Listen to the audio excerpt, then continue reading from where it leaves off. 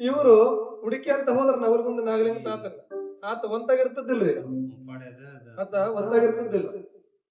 ಎಲ್ಲೆಲ್ಲಿ ಊರ್ಗಳ್ಗ ಸುಮ್ಮನೆ ಹೋಗದ ಊರ್ಗಳ ಮೇಲೆ ಹೋಗಿ ಏನ್ ಮಾಡುದಂದ್ರೆ ಒಬ್ಬ ಬಡಿಗೆರ ಮನೆಗೆ ಹೋದ ಬಡಿಗೆರ ಮನೆಗೆ ಹೋಗಿ ಏನ್ ಮಾಡಲಿ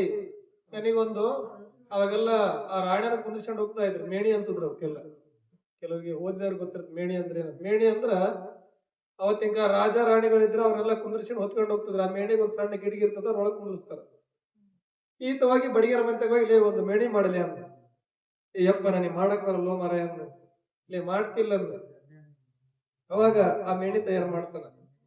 ಯಾಕೆ ಮೇಣಿ ತಯಾರು ಮಾಡಿಸಿನ ಅಂದ್ರ ವಿಕ್ಟೋರಿಯಾ ರಾಣಿ ಗದಗಿಗೆ ಬರ್ತಾ ಇದ್ರು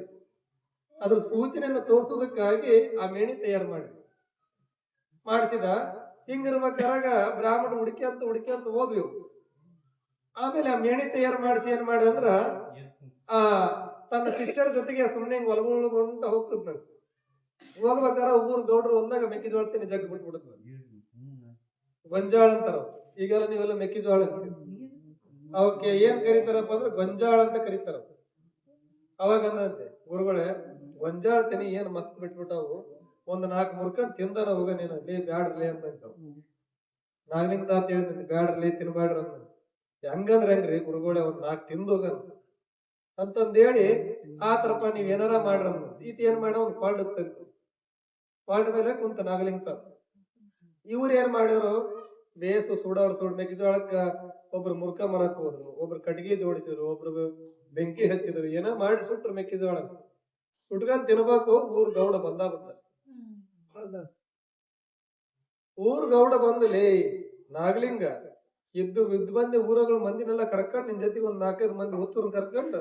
ನಮ್ ಮೊದ್ಲ ಕಳ್ತನ ಮಾಡಕ್ ಬಂದಿಯ ಏನ ಹೋಗಲ್ ಬಿಡು ಅಂದ್ರ ನಮ್ಮನೆ ಕಳ್ತನ ಮಾಡಕ್ ಬಂದಿ ಏನಂತಂದ್ರೆ ಗೌಡ್ರ ಅಂದ್ರ ಹಗಲ್ ನಡೀತಿತ್ರಿ ಗೌಡ್ರದಲ್ಲಿ ಅವಾಗ ಏನ್ ಮಾಡ್ಬಿಟ್ರ ನಾಗಲಿಂಗ ತಾತನ ಇವ್ರ ಬಡಿಲಿಲ್ಲ ಮೆಕ್ಕೆಜೋಳ ತಿಂದ ನಾಗಲಿಂಗ ತಾತ ಹಿಡ್ಕೊಂಡು ಜಗ್ ಬಡದ್ ಬಿಟ್ಟ ಅವಾಡ ಪುರುಷ ಐತ ಈ ಕಡೆ ಬಡಿದಿದ್ನಂತೆ ಯಪ್ಪ ಈ ಕಡೆ ಬಡಿ ಬಾಡೋ ಈ ಕಡೆ ಬಡಿ ಅಮ್ಮನೆ ನಾಗಲಿಂಗ ತಾತ ಈ ಕಡೆ ಬಡಿದ್ಬೇಡ ಈ ಕಡೆ ಬಡಿಯನ ಈ ಕಡೆ ಬಡದ್ ಈ ಕಡೆ ಬಡಿಯನ ಜಗ್ ಬಡದ್ ಬಿಟ್ಟಿತ್ತು ಗೌಡ ಬಡದು ಹೋದ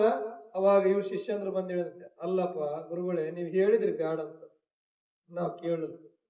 ನಮ್ಮಿಂದ ನಿಮಗೆ ಎಂತ ಗತಿ ಬಂತಂದ್ರ ಅವಾಗ ಆತೊಂದು ಮಾತು ಹೇಳಿದ್ನಂತೆ ನೀವ್ ಯಾಕೆ ಸುದ್ದೆಲ್ಲ ಕೇಳಿಸಿದ ಸುಮ್ಮರ್ಲೆ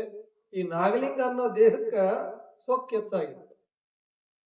ಹೆಚ್ಚಾಗಿತ್ತು ಆ ಗೌಡ್ ಇಳಿಸೋಗ್ಯದ ಬಿಡೋದು ಹೆಂಗೈತ್ ನೋಡ್ರಿ ಅಂದ್ರೆ ಈ ದೇಹಕ್ಕೆ ಬಯಸಿದ್ದೆಲ್ಲ ಬೇಕನ್ನೋ ಆಸೆ ಪಡ್ತದೆ ಆಸೆ ಪಟ್ಟಾಗ ಆಸೆನ ಮುರಿಬೇಕಪ್ಪ ಅಂದ್ರೆ ಅದಕ್ಕೆ ದಂಡಿಸ್ಬೇಕು ಹೌದ್ರ ಹಂಗ ನನ್ನ ದೇಹದೊಳಗೆ ಏನಾರ ಆಸೆ ಇದ್ದವಂಗ ಅವನ್ನ ಅವರ ಬಂದು ಬಿಡಿಸೋಗ್ಯಾರ ಬಿಡಲೆ ಅಂದ